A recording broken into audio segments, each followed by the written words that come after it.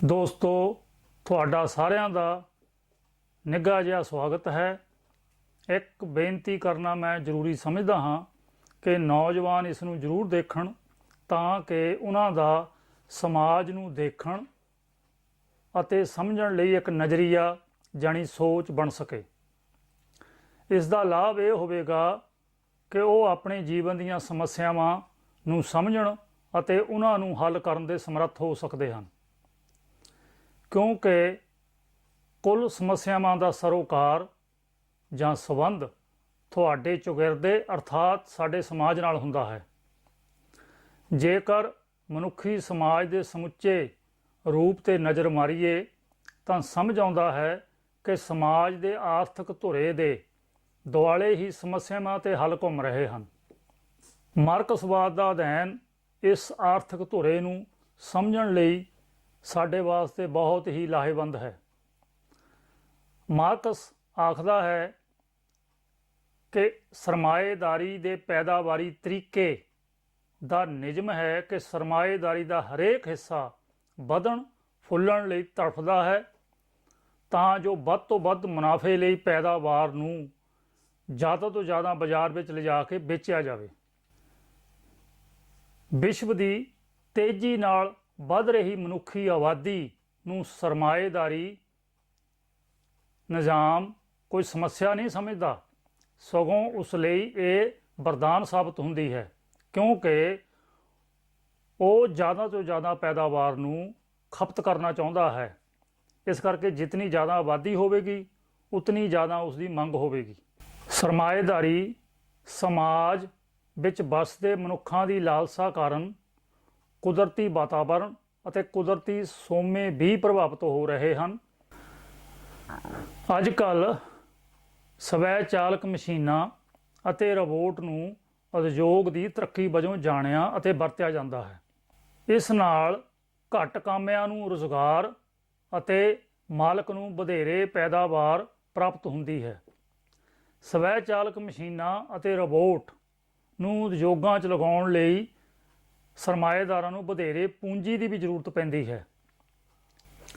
ਚੀਜ਼ਾਂ ਦੀ ਵਧੇਰੇ ਪੈਦਾਵਾਰ ਹੋਣ 'ਤੇ ਮੰਗ ਵਿੱਚ ਗਿਰਾਵਟ ਆਉਂਦੀ ਹੈ। ਬੇਸ਼ੱਕ ਕੁੱਲ ਤਨਖਾਹਾਂ ਦੇ ਜੋੜ ਵਿੱਚ ਵਾਧਾ ਹੋਵੇ, ਪਰ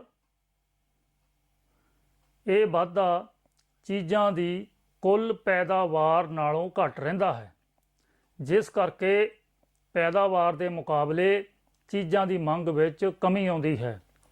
ਕਿਉਂਕਿ ਕਾਮਾ ਸ਼੍ਰੇਣੀ ਕੋਲ ਚੀਜ਼ਾਂ ਖਰੀਦਣ ਲਈ ਸਰਮਾਇਆ ਨਹੀਂ ਹੁੰਦਾ, ਇਸ ਵਾਸਤੇ ਸਰਮਾਏ ਦਾ ਇਸ ਤਰ੍ਹਾਂ ਪਸਾਰ ਅਤੇ ਲੋਕਾਂ ਦੀ ਚੀਜ਼ਾਂ ਲਈ ਮੰਗ 'ਚ ਆਉਂਦੀ ਕਮੀ ਦਾ ਇਹ ਬੇਮੇਲ ਵਰਤਾਰਾ ਆਰਥਿਕ ਸੰਕਟ ਦਾ ਅਸਲ ਕਾਰਨ ਬਣਦਾ ਹੈ।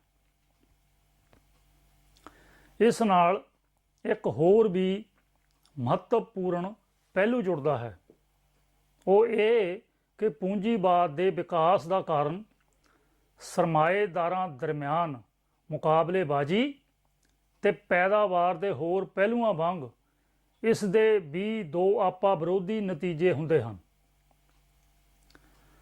ਸਰਮਾਏਦਾਰ ਆਪਸੀ ਮੁਕਾਬਲਾਬਾਜ਼ੀ ਸਦਕਾ ਵਿਕਰੀ ਵਧਾਉਣ ਲਈ ਚੀਜ਼ਾਂ ਦੀ ਪੈਦਾਵਾਰ ਅਤੇ ਆਉਂਦੀ ਲਾਗਤ ਨੂੰ ਘਟਾਉਣ ਦੇ ਯਤਨ ਕਰਦਾ ਰਹਿੰਦਾ ਹੈ। ਇਸ ਘਟੀ ਹੋਈ ਲਾਗਤ ਦੀ ਭਰਪਾਈ ਕਰਨ ਲਈ ਤਨਖਾਹਾਂ ਵਿੱਚ ਕਟੌਤੀ ਅਤੇ ਕਾਮਿਆਂ ਤੋਂ ਜ਼ਿਆਦਾ ਰਫ਼ਤਾਰ ਨਾਲ ਕੰਮ ਲੈਣ ਦੇ ਤਰੀਕੇ ਉਹ ਲੱਭਦਾ ਰਹਿੰਦਾ ਹੈ। ਇੰਗਲੈਂਡ ਜਾਂ ਵਿਸ਼ਵ ਦੇ ਹੋਰ ਸਰਮਾਏਦਾਰ ਦੇਸ਼ਾਂ ਵਿੱਚ ਸੁਪਰ ਮਾਰਕੀਟ ਦੀਆਂ ਕੰਪਨੀਆਂ ਦਰਮਿਆਨ ਹੋ ਰਹੇ ਮੁਕਾਬਲੇ ਨੂੰ ਇਸ ਸੰਦਰਭ ਵਿੱਚ ਦੇਖਿਆ ਜਾ ਸਕਦਾ ਹੈ। ਉਦਯੋਗ ਨੂੰ ਸਫਲ ਚਲਾਉਣ ਦਾ ਆਧੁਨਿਕ ਤਰੀਕਾ ਸਵੈ ਚਾਲਕ ਮਸ਼ੀਨਾਂ ਅਤੇ ਰੋਬੋਟ ਹਨ। ਸਰਮਾਏਦਾਰ ਘੱਟ ਕਾਮਿਆਂ ਨਾਲ ਵੱਧ ਪੈਦਾਵਾਰ ਕਰਕੇ ਧਨ ਜੋੜਨ 'ਚ ਵੀ ਸਫਲ ਹੋ ਜਾਂਦੇ ਹਨ।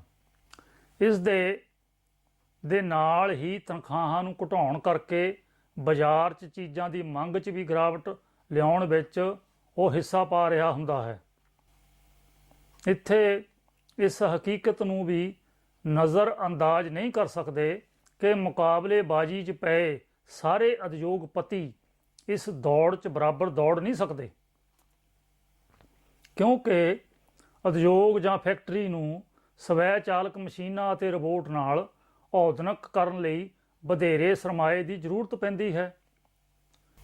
ਜਾਂ ਤਾਂ ਉਹ ਸੂੰਗੜ ਕੇ ਬੰਦ ਹੋ ਜਾਂਦੀਆਂ ਹਨ, ਜਾਂ ਵੱਡੀਆਂ ਕੰਪਨੀਆਂ ਉਹਨਾਂ ਨੂੰ ਆਪਣੇ ਵਿੱਚ ਮਿਲਾ ਲੈਂਦੀਆਂ ਹਨ।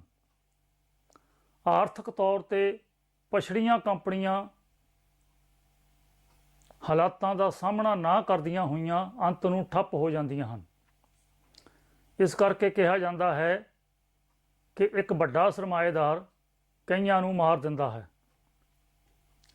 ਇਹਨਾਂ 1-2 ਸਾਲਾਂ ਦੇ ਦੌਰਾਨ ਖਸਤਾ ਆਰਥਿਕ ਹਾਲਾਤਾਂ ਦਾ ਸ਼ਿਕਾਰ ਹੋ ਕੇ ਇੰਗਲੈਂਡ ਵਿੱਚ ਥਾਮਸ ਕੁੱਕ ਅਤੇ ਬ੍ਰਿਟਿਸ਼ ਹੋਮ ਵਰਗੀਆਂ ਕੰਪਨੀਆਂ ਠੱਪ ਹੋ ਗਈਆਂ।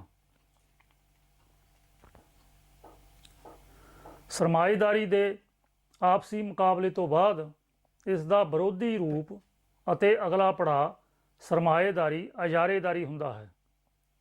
ਸ਼ਕਤੀਸ਼ਾਲੀ ਸਰਮਾਏਦਾਰ ਸੰਗਠਨ ਜਾਂ ਕੰਪਨੀ ਦਾ ਬਾਜ਼ਾਰ 'ਤੇ ਹਾਵੀ ਹੋਣਾ ਅਤੇ ਇਹਨਾਂ ਦੇ ਮੁਕਾਬਲੇ ਹੋਰ ਕੋਈ ਦੂਸਰਾ ਨਾ ਹੋਣ ਨੂੰ ਪੂੰਜੀਵਾਦੀ ਇਜਾਰੇਦਾਰੀ ਕਹਿੰਦੇ ਹਨ। ਅੱਜ ਦਾ ਦੂਸਰਾ ਵਿਸ਼ਾ ਹੈ ਦੋਸਤੋ, ਸਾਮਰਾਜ ਕਿਸ ਨੂੰ ਆਖਦੇ ਹਨ। ਸਾਮਰਾਜਵਾਦ ਰਾਜ ਦੇ ਵਿਸਥਾਰ ਦੀ ਨੀਤੀ ਹੈ, ਜਾਂ ਇਹ ਕਹਿ ਸਕਦੇ ਹਾਂ ਪਛੜੇ ਹੋਏ ਦੇਸ਼ਾਂ ਨੂੰ ਜਿੱਤ ਕੇ ਗੁਲਾਮ ਕਰਕੇ ਉਹਨਾਂ ਉੱਪਰ ਸ਼ਾਸਨ ਕਰਨਾ। ਉਦਾਹਰਣ ਦੇ ਤੌਰ 'ਤੇ ਬਰਤਾਨੀਆ ਨੇ ਭਾਰਤ ਅਤੇ ਹੋਰ ਕਈ ਅਸੁਰੱਖਿਅਤ ਅਤੇ ਪਛੜੇ ਹੋਏ ਦੇਸ਼ਾਂ ਨੂੰ ਗੁਲਾਮ ਕਰਕੇ ਆਪਣੀ ਸਲਤਨਤ ਦਾ ਵਿਸਥਾਰ ਕੀਤਾ ਹੋਇਆ ਸੀ। ਲੈਨਨ ਨੇ ਮਾਰਕਸਵਾਦ ਦਾ ਅਧਿਐਨ ਅਤੇ ਉਸ 'ਚ ਵਾਧਾ ਕਰਦੇ ਹੋਏ ਦਰਸਾਇਆ ਕਿ ਸਰਮਾਏਦਾਰੀ ਦੇ ਅੰਦਰ ਵਾਪਰ ਰਹੀਆਂ ਘਟੀਆ ਤਬਦੀਲੀਆਂ ਦਾ ਹੀ ਨਤੀਜਾ ਹੈ ਸਾਮਰਾਜਵਾਦ। ਸਰਮਾਏਦਾਰੀ ਜਾਂ ਪੂੰਜੀਵਾਦ ਦਾ ਇੱਕ ਵਿਸ਼ੇਸ਼ ਪੜਾਅ ਹੁੰਦਾ ਹੈ ਜਿਸ ਨੂੰ ਸਾਮਰਾਜਵਾਦ ਆਖਿਆ ਜਾਂਦਾ ਹੈ, ਜਿਸ ਵਿੱਚ ਖਾਸ ਕਰਕੇ ਸਰਮਾਏਦਾਰ ਦੇਸ਼ਾਂ ਦਾ ਵੱਡੇ ਪੱਧਰ 'ਤੇ ਇੱਕ ਸੰਗਠਨ ਸਥਾਪਿਤ ਹੁੰਦਾ ਹੈ। ਇਹਨਾਂ ਸੰਗਠਨਾਂ ਦੇ ਗੱਠਜੋੜ ਨੇ ਸਾਰੇ ਵਿਸ਼ਵ ਨੂੰ ਆਪੋ ਆਪਣੇ ਹਿੱਸਿਆਂ 'ਚ ਤਕਸੀਮ ਕਰ ਲਿਆ।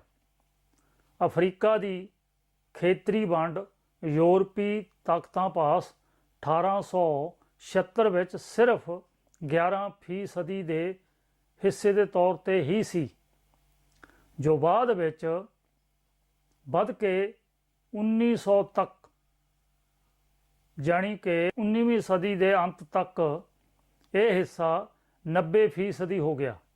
ਇਸ ਤਰ੍ਹਾਂ ਤਾਕਤਵਰ ਦੇਸ਼ਾਂ ਦੇ ਗੱਠਜੋੜ ਨੇ ਵਿਸ਼ਵ ਦੀ ਵੰਡ ਕਰਦੇ ਹੋਏ ਪਛੜੇ ਹੋਏ ਅਤੇ ਅਸੁਰੱਖਿਅਤ ਦੇਸ਼ਾਂ 'ਤੇ ਕਬਜ਼ਾ ਕਰਨ ਦੀ ਪਿਰਤ ਨੂੰ ਉਤਸ਼ਾਹਿਤ ਕੀਤਾ।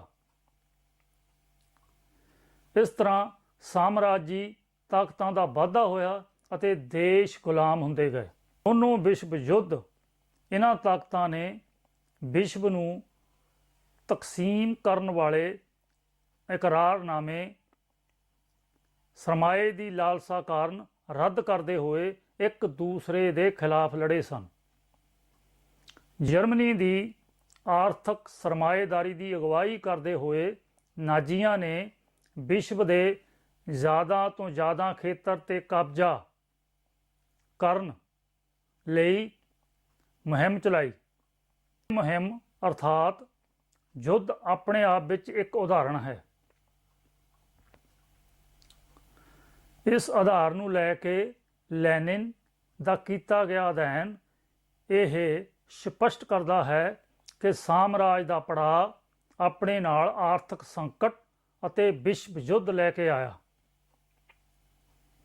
ਇਸੇ ਸੰਦਰਭ ਵਿੱਚ ਇਹਨਾਂ ਸਮਿਆਂ ਦੌਰਾਨ ਅਮਰੀਕਾ ਅਤੇ ਉਸਦੇ ਜੋੜੀਦਾਰ ਦੇਸ਼ਾਂ ਵੱਲੋਂ ਇੱਕ ਇਸਲਾਮਿਕ ਸਟੇਟ ਦੇ ਬਹਾਨੇ ਨਾਲ ਇਰਾਕ, ਲੀਬੀਆ ਅਤੇ ਸੀਰੀਆ ਵਿੱਚ ਯੁੱਧਾਂ ਦੇ ਰੂਪ 'ਚ ਸ਼ੁਰੂ ਕੀਤੀ ਮੁਹਿੰਮ ਨੂੰ ਵੇਖ ਸਕਦੇ ਹਾਂ। ਇਹ ਵੀ ਸਾਮਰਾਜਵਾਦ ਦਾ ਆਧੁਨਿਕ ਰੂਪ ਹੈ। ਉਵੇਂ ਵਿਸ਼ਵ ਯੁੱਧ ਆਰਥਿਕ ਸਰਮਾਏਦਾਰੀ ਸੰਗਠਨਾਂ ਦੁਆਰਾ ਵੱਧ ਤੋਂ ਵੱਧ ਧਨ ਨੂੰ ਆਪਣੇ ਹੱਥਾਂ ਵਿੱਚ ਲੈਣ ਦੀ ਲਾਲਸਾ ਦਾ ਹੀ ਨਤੀਜਾ ਸਨ। ਇਸ ਤੋਂ ਸਪਸ਼ਟ ਹੋ ਜਾਂਦਾ ਹੈ ਕਿ ਲਾਲਚ ਬਸ ਹੋ ਕੇ ਸਰਮਾਏਦਾਰ ਸੰਗਠਨਾਂ ਵੱਲੋਂ ਸਰਮਾਏ ਅਤੇ ਪੈਦਾਵਾਰ 'ਤੇ ਦਿੱਤਾ ਗਿਆ ਜ਼ੋਰ ਵਿਸ਼ਵ ਯੁੱਧ ਵਰਗੀ ਵਿਪਤਾ ਦਾ ਰਾਹ ਬੰਨ੍ਹਦਾ ਹੈ। ਮਾਰਕਸਵਾਦ ਸਾਮਰਾਜ ਦੀਆਂ ਸਾਰੀਆਂ ਲੜਾਈਆਂ ਦੀ ਸਖਤ ਨਿੰਦਾ ਅਤੇ ਵਿਰੋਧ ਕਰਦਾ ਹੈ। ਲੜਾਈਆਂ ਆਜ਼ਾਦੀ ਲਈ ਲੜ ਰਹੇ ਲੋਕਾਂ ਨੂੰ ਦਬਾਉਣ ਦੇ ਯਤਨ ਵਜੋਂ ਸਨ ਤੇ ਹਨ।